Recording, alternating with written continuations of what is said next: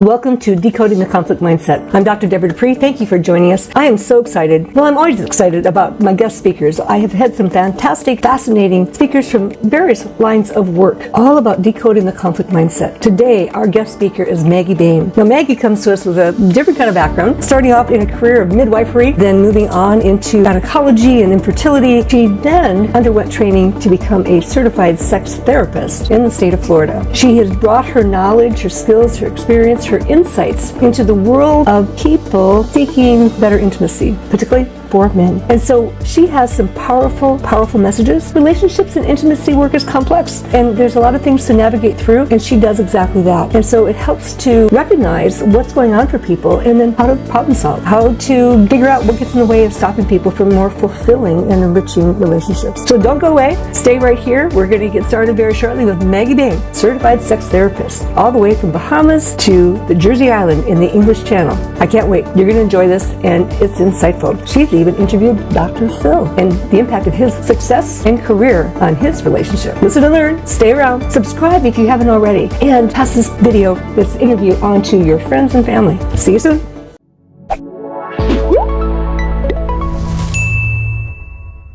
Welcome to Decoding the Conflict Mindset. Hi, I'm Dr. Deborah Dupree, the Mindset Doc, and we are here again with another fascinating episode, this time with Maggie Bain. Welcome, Maggie. Thank you. Hi, Deborah. Thank you. It's just, we've met before fairly recently in Paris, and so I feel I know you, and I'm delighted that you invited me here. So thank you. Well, thank you. I was absolutely fascinated with your topic, which I said, I have to have her on my show. And of course, we have talked already before. For our viewers and listeners, I want to share with you just why I was so intrigued in having Maggie on this show.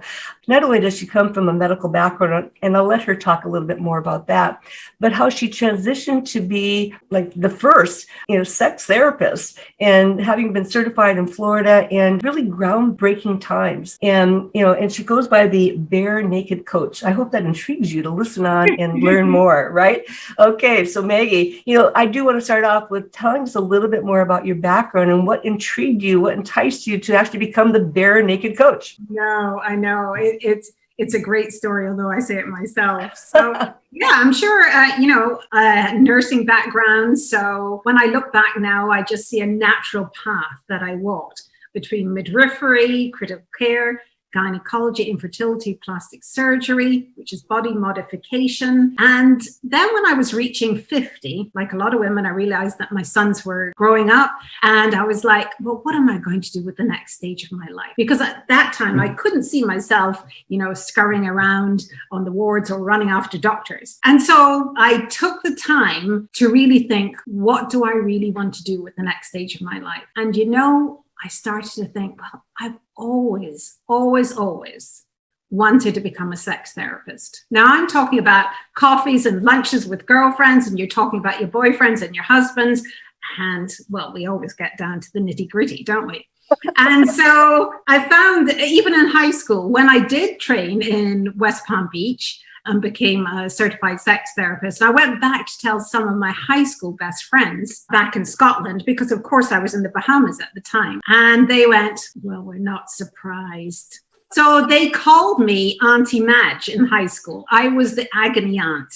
So you see a natural flow and build of experience. And so it was, well, if there wasn't one in the Bahamas, how do you start? Where do you start? There was nobody to model it on, which is exciting for some people. And I'm sure the entrepreneurs in your audience will be like, great, that's so interesting. But it's daunting at the same time. So you've got to be really creative. And this was the transition that I realized when I've been a really great nurse, but I had been struggling with probably identity until I moved into my new role, where I realized I had to become creative. And so that's what was missing. And so the transition into a whole new world of creativity was fun. And it was like, somebody suggested, well, write a weekly column in the local paper. I had never written before.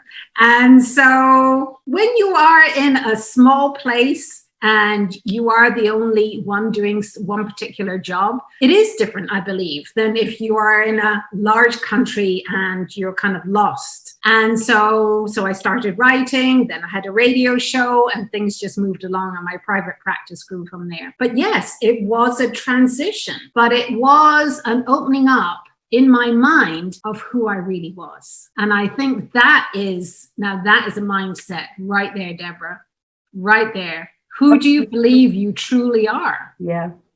I mean, I'm just so inspired with your story because I saw so many parallels, one to myself, but also others of my guests, my colleagues too, as far as, by taking that leap, finding the courage to do something different and push your envelope. Your article on loving relationships, and then you hosted the Love on the Rock radio show. In fact, I always wanted to do a radio show, but then podcasting came out, and that's why I'm doing podcasting, because I love meeting people. Yes. But it's wonderful because it's such an avenue to reach people. I mean, whether it is radio or podcast, it's the same. Yes. It's just that, we're not across the table from each other in that respect, but we can be just as close through the screen here. Absolutely. So, yes. So Maggie, one thing that came to my mind as far as, I mentioned already, the courage it takes to do something different and break out of your comfort zone. And you were really an icon in breaking that glass ceiling then. Oh, yes. Now, you've got to realize that, and again, you don't learn all these things all at once. No. This has taken years to realize that you will have people that throw up obstacles in your way. They will call you this and this, or what's she trying to prove? And, oh no, I can't listen to her. Or you have the people, the fans. Oh, listen to her accent, her voice. I could listen to her all day. And oh, she's so much fun, and she's real, and she's, and her guests are so interesting. And so you've got to know that you will please some people, but you won't please other people. And so is that going to put you off? You think you've overcome something, and then another boulder comes along, and then you have to find out. And all the time, it's not only your focus in your work, where for me, I feel not only is it my passion, I mean, it just makes me so happy and joyful. It is my purpose, and we hear about that. It's the focus.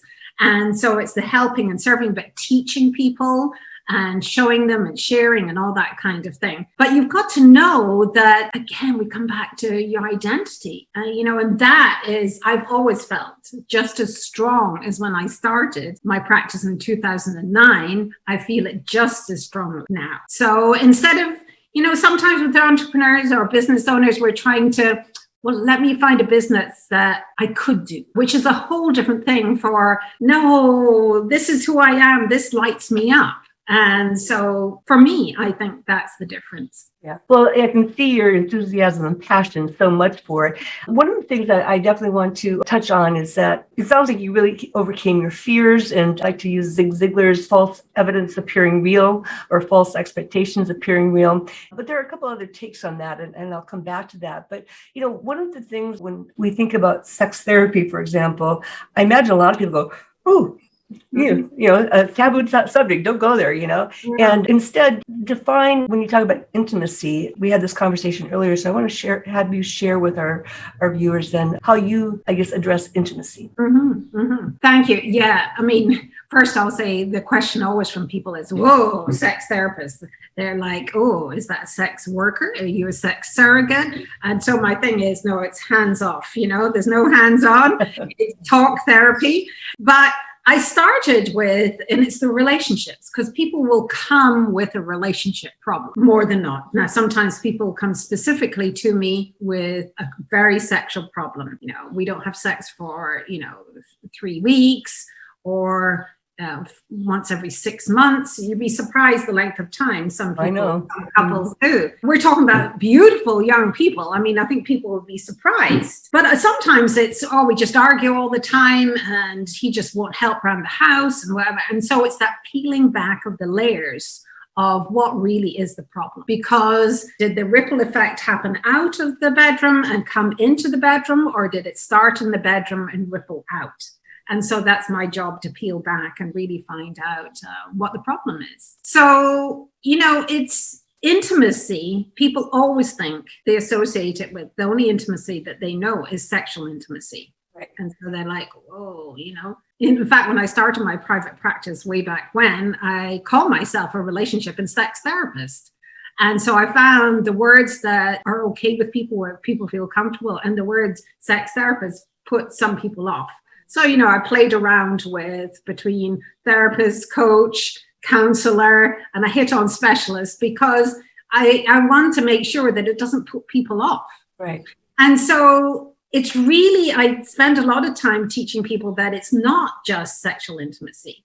We can feel intimate and close with many people. You can feel that closeness with your best friends, with your high school friends, with people at work. There might be a colleague that you just have that where you can share certain things with that you can't with other people. And so this is intimacy. And so we all need an element of this in our lives, whether it's in our most intimate relationship, our partner, or like I said, some people don't have that. And so they might have really great best friends that they can still share with. And like I always like to say, it's, if you're telling your story and you might give the abbreviated version to one person, but you're happy to really go into details with another person. And so that is the difference. And that is what a lot of people lose in their intimate relationship. Well, and I would like to build on that by reframing intimate, because I definitely get it where you're coming from in terms of those closer relationships. But, people are looking for closeness, connection, authenticity, genuineness in all kinds of relationships. And that spreads over into the workplace. And building on what you had to say is that, trying to unravel the sort of the reasons behind a lack of intimacy and sexual intimacy come from all kinds of things. Like you said, is it coming from outside into the bedroom or the bedroom outside to the rest of the world? Because, we all get busy, we, depending upon our role or position in life, we can feel a lot of pressure, whether you're a CEO or some kind of executive, whatever level that might be, a lawyer, a mediator, a doctor, it strikes all kinds of people. Yeah. And taking a look at that work-life balance becomes critically important, because if you're fighting all the time, for example, why would I want to have sex with you? That doesn't feel close. That doesn't feel appealing. Doesn't draw me towards you. And so it's really important to look at this kind of topic and the impact on our relationships from many different levels. Okay. I wanted to come back to something because I had to pull it up real quickly. I talked about fear being false evidence appearing real. A colleague of mine, Jennifer Toronto Johnston, just posted on LinkedIn the other day 2 new meanings I hadn't seen before for fear. Forget everything and run, or face everything and rise. Absolutely. Okay. So we can either run away from it and just, oh God, it'll work itself out, or we can say, okay, let's deal with this. The choice is yours. Yeah. And so it sounds like you really help people build confidence and courage about how to face these more intimate topics that they might not feel comfortable with. Yes. Gosh, what great examples that your friend gave there. It's so true. And unfortunately, so many couples come to me in crisis. So they waited too long, they waited, and they have been running away. They've been putting their head in the sand and not dealing with things. Because I always remember back to the very first couple that I ever had back in 2009. And they were a very young couple. And I always commend the young couples. They were about 24 years old. They were married. And he came into the room, sat on the sofa, and he said to me, I have no idea why I'm here, but she says I need to be here, so I'm here. And I said, you're a very wise man, which is basically, if one person is upset, troubled, says we have a problem, you really have to listen to what they're saying, because although you may not be feeling it, there is something going on. And so if you don't pay attention and do something, or at least participate in listening, then these are why things snowball. And, you might be it's terrible if you're the one that is left behind. If somebody decides, I've been talking to them, and they're not listening, they're not understanding what I'm saying, so I'm gone. And that's what I try and catch that before. It's very hard when he or she says, well, I've been to the divorce lawyers, to pull that person back. It is, I always tell the other person, it is your job now to step up because they're already at that cliff point. So, there are many, as your job, we know reining people back in. And before you even try and change mindsets, it's finding a place where they're willing to sit down and listen to each other. So, and that's why having a third person like yourself in your district is so good, because he'll sit talking to me and she'll have to listen, and they won't be talking to each other, but it's, and so we become this lovely combination, this triangle, which can work so beautifully when it does, but Well, Maggie, when you said about this 3-person, I thought of triage. And then for you coming from the medical field, I've been using that analogy of how we approach medicine and treatments and the rest of our body, but how we don't treat our brain, which is an organ, just like any other organ. It just happens to house the human brain or the human mind. Absolutely. And so we're really triaging when we're talking about this. Absolutely. Yeah. I want to share with you something that I say frequently in my trainings and my mediations, is that to listen, you first have to be silent, not just what comes out of your mouth, but also what's going on in your brain. Okay. And so, and then I like to borrow from Stephen Covey, seek first to understand before you seek to be understood. And too often people are compelled to get out what they need to say and sort of overrun the other person. Then it makes it difficult then, depending upon where you're coming from, to manage in that environment. So yes, no, I completely agree. I mean, it's so easy to have solutions in our head all the time, but to actively listen. I think back to my mother when I was 5 years old, was extremely ill. And she passed when I was 8 years old. But at a certain time, she was paralyzed and she lost her speech. And so I became very in tune with facial expressions and slight movements of muscles and all that sort of thing. So when I teach people about active listening, and I say, look at the whole body, and look at their face, look at everything, because that little flicker, that little blink, that little look away can say so much, Yeah. Oh, it's an art.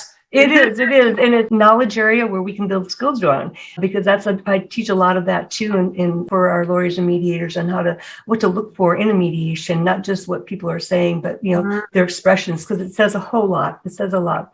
I want to go on to something, Maggie, because you talk about have it all. What does that mean for you? To have it all. Well, and I think isn't this what a lot of people say? Well, I want it all.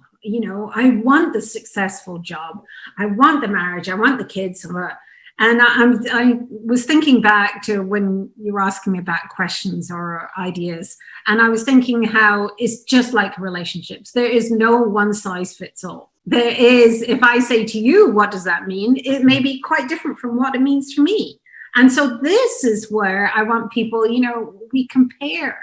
And we compare with other couples, other neighbors or work colleagues, and we have this desire and admiring other people. And so it's really, if we could spend some time, whether it's in a week or during our vacation times, to really think what makes us happy. Where do I want to see life in the next 5 years? Are the things that I had 5 years ago that are missing now that I need to bring in? And so there is that very structured, and people don't like this structure thing. They like I'll just go with the flow and just see what life brings up. But if you really want something, and this is where you have to listen to the voice inside your own head, where if you're feeling conflicted, yours is the conflict. Are you in conflict with yourself? Or with your partner or at work? Are you feeling tortured? Are you feeling pulled to pieces? Do you feel like, well, I've only got one pair of hands. There's only one of me. Do you want me to cut myself in half? If you live in that type of life, it can not only give you that stress, raise your high blood pressure, think of all the medical things, but there's a sense of discontent, which isn't a good place to be in. So if we're looking for that balance, and everybody's balance is different, so, we can't compare with everybody. And that's why, I would never say, well, you should do this, or we should have this, or you need this. It's who am I to say? But it is very much taking the time to, and this is where self-awareness and really becoming in tune to yourself, and yourself as in now. who I was 10 years ago is not who I am now or what I want now. What I want now is quite different. And so we tend to hold on to our same ambitions. And so I want people to revisit and rethink and take the time and put those thoughts down. Just jot them down. Just jot them down and see what you come up with. And, do it like a game with your partner. Let them do the same too and see where you overlap and see if there's some things that you can introduce or, it's supposed to be fun. We're supposed to have fun in life. It's not supposed to be. If it's going to be hard work, that's fine. But at least let it be fun, hard work. Yes. Boy, again, you said so much there. A lot of thoughts came to my mind, and I'm not even sure where to begin. There's a lot of thoughts. But, you really did address that work-life balance. And, I know. I was fortunate way back in my early days of graduate school. My focus was on peer counseling.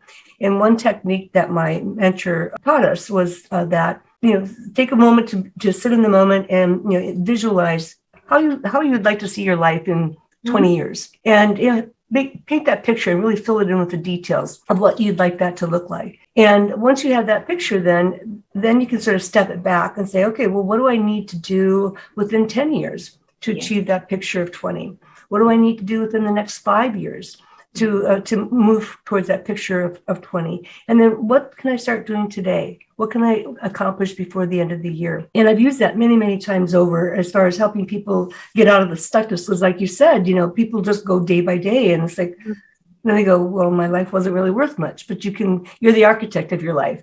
Absolutely. And so when I share that technique, I have to say, quite frankly, I'm doing pretty much what I saw myself doing way back when I was 22, and not quite the same, but I'm a consultant, I'm a trainer. I didn't think about mediation back then, but, I saw myself writing and didn't really see a radio show or a podcast in it, but I could see myself speaking. And that's exactly what I do. And so I always like to borrow from Dr. Phil, how's that working for you? Because if it's not working for you, then we have choices, we have opportunities. I am a great believer of taking time to think about these things. It's almost like we need, instead of mental health days at work, we need think days. Think days about your life, because we can construct, we can create. I'm a huge visualizer. Yes, it's just the same as you, whatever I've thought about, and it allows you to plan and to execute and to make it happen. And who's to say we can't do this or that? Of course we can. Why should something stop us? And certainly don't let anybody stop you from your dreams. It's like dreams, if you're in the world of people like how you and I met, people who like to dream, imagination and visualizers, also another world of people that don't do any of that. And so to them, we're like weird and crazy. And, the beauty of daydreaming, which if we just name it by something, another term, I'm sure they daydream in some things, but to them, we've got big ideas and we and, so it's that being in a world with people that are like us is so important for your own dreams, your own visualizations to happen. So that's a big thing, surrounding yourself with like-minded people. Absolutely. So there's two things that I want to, again, you said lots, but two things I want to pull out on is that one of the things about, looking at the brain as an organ, like the other organs in our bodies, our brain actually does better when we build a roadmap, and so it's like driving. You don't just get out and start driving. I mean, sometimes we might go for a Sunday afternoon drive or something, but for the most part, we have a vision of where we want to go and how we're going to get there. And our brain actually functions much better when we create those roadmaps, setting goals, developing steps, chunk it down. Otherwise, it's sort of chaotic and we're all over the place. And then that's not a really good state of being either. And so when we talk about decoding the conflict mindset, it really is, chunking it down, mapping it out, breaking it down. And you talked earlier about, is it internal conflict, or is it some kind of external conflict? And many people don't look at that either. They don't take ownership or accountability for what's going on for them. And I know one of the things I do in working with people in conflict is to do a conflict analysis, quite frankly. What type of conflict is this? And oftentimes three categories. Is it organizational? Is it more of a systems, technology, process issue? Or is it the relationship? And even within the relationship, is it relationship with myself? Mm-hmm. Or is it my relationship with you? And again, what's working about it? What's not working about it? And so really understanding that deeper and further. Yeah. And relationships, you see, relationships are everywhere. We can't avoid it unless we're little hermits living in a hut somewhere all by ourselves. But we touch many, many people's lives every single day. And so it's so important. And people don't understand. They wonder why, like you said, oh, it's a work issue or it's that. They don't realize it's so much is to do with the relationship, either with themselves or with their colleagues, or what's going on, the ripple effect at home coming into the workplace. So, yeah.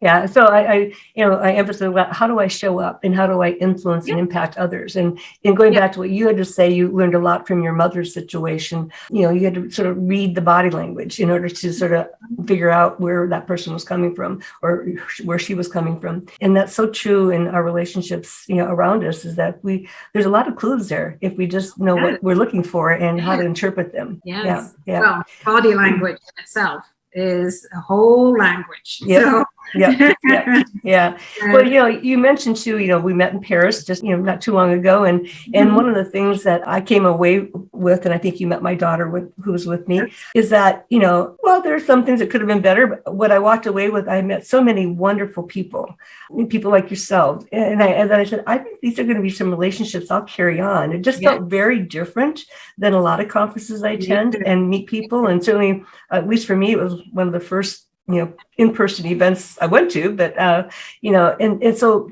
talking about like-minded people, and there was such richness to the people there and so many wonderful messages and stories. I just was really impressed by the caliber of people and what they had to say. Me too.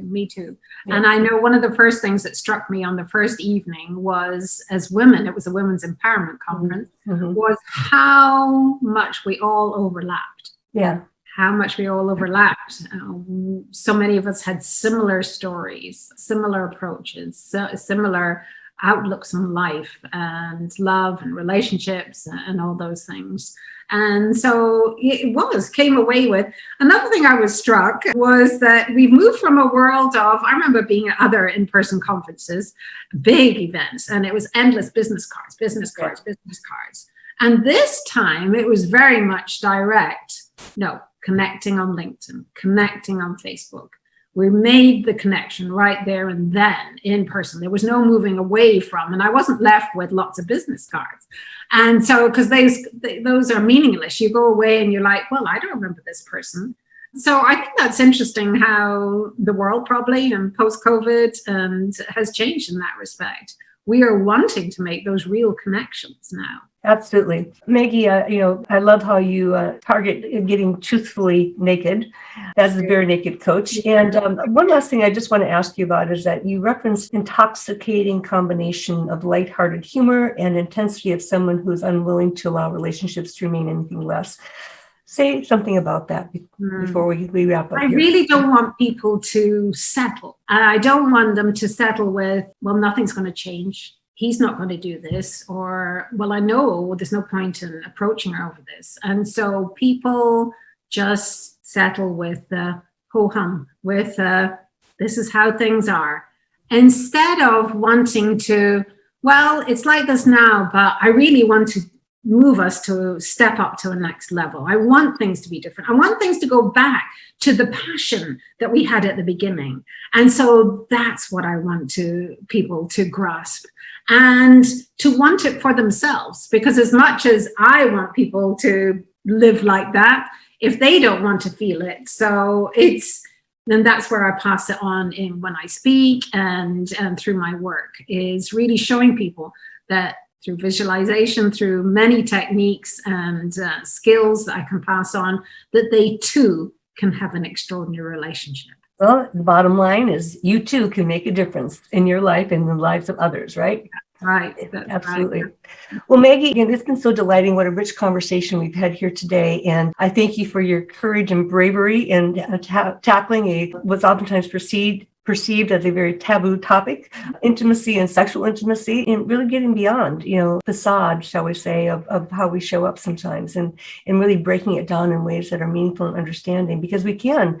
It's sort of like I mentioned to you before we got started, I'd done a series of interviews as part of my early COVID days. I was intrigued by the shift in mindset lawyers made in becoming mediators, and people in general who become mediators. And it really does want a different way of looking at things. Mm-hmm. And when we shift, comes from Dr. Wayne Dyer, when we change the way we look at things, the things we look at change. And so we can make a difference in our lives. I thank you so much for the work that you're doing, and what a necessary contribution to our lives and our relationships. Oh, thank you. Thank you so much. Thank you. Yeah. Maggie, if people would like to reach out to you after hearing you today and so forth, how would they best reach you? Well, the best way is through my website. Okay. So my website is obviously www.Bare Naked Coach. So it's BARE Naked Coach. And if people are wondering after all this, they still don't know what the bare naked bit is.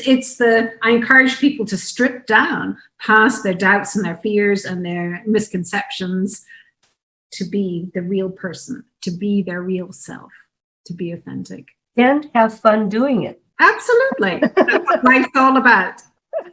A little stripping down. Okay, very good.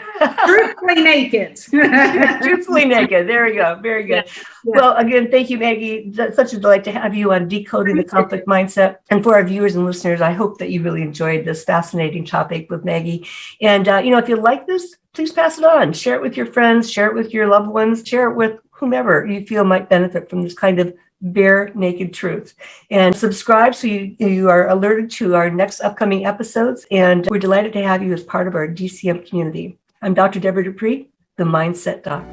I hope you gained some delightful, insightful tips and perspectives from Maggie Bain, certified sex therapist. She was a delight to interview, but we don't stop there. We keep going on, looking at different ways to slice and dice human behavior, particularly at work. Decoding the Conflict Mindset. My next guest in 2 more weeks is Kenneth Lord. Now, actually, Kenneth and I go back a ways. We met several years ago. He actually was my business coach at a particular time of my life and helped me go where I need to go. And so he has really worked a lot around my message of, leading consciously now, the psychology of good bosses versus bad bosses. And he's taken that on to such a great level. He works with organizations and people to sort out some of their people challenges and how to make them more profitable. What he likes to do is help leaders cultivate their own emotional intelligence, because we know that they are far more successful in how they connect with and lead others. And so this is true for Kenneth as well. And I like to, quote what he had to say: who we are for ourselves is in direct proportion to who we are for others. So stay tuned. Join us in 2 weeks. Subscribe if you haven't already. Pass this on. Mark your calendar for 2 weeks from today, 12:30 Pacific Time. Dr. Deborah Dupree, the Mindset Doc.